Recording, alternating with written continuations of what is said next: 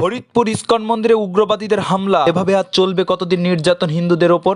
ভিডিওটি শেয়ার করে সবাইকে জানানোর সুযোগ করে দিন। ফরিদপুরের মতো অসাম্প্রদায়িক সম্প্রীতি শান্ত শহরকে উত্তপ্ত করার জন্য উঠে পড়েছে এমন উগ্রবাদী এক দল। গতকাল বিকাল আনুমানিক 5:30 ঘটিকায় ফরিদপুর শহরের শোভারামপুর মহিম স্কুল সংলগ্ন শ্রী শ্রী রাধা গোবিন্দ মন্দির ইস্কনে এক উগ্রবাদী প্রতিমা ভাঙতে যায় এবং স্বর্গীয় মহিম চন্দ্র সাহার সমাধি মঠের পাশে রাখা একটি সরস্বতী প্রতিমা ভাঙে এবং দেবদেবী নিয়ে গালাগালি করতে থাকে।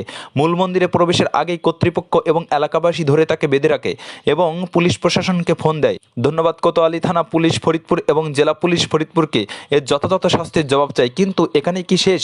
এভাবে আর চলবে কতদিন হিন্দুদের উপর নির্যাতন? আমরা আশা করি এর একটি সুষ্ঠু বিচার হবে। সবাই মিলে প্রতিবাদ গড়ে তুলুন এবং প্রতিরোধ গড়ে তুলুন, যেন অপরাধমূলক কর্মকাণ্ডের জন্য সে যেন তার অপরাধের শাস্তি পায়। একবার ভেবে দেখুন তো, ধর্মীয় হচ্ছে একটা আবেগের জায়গা। এখানে যদি কেউ আঘাত করে তাহলে কেমনটা লাগে? আমরা সবাই সবার কাছ থেকে অনুরোধ করছি, আপনারা যারা ভিডিওটি দেখছেন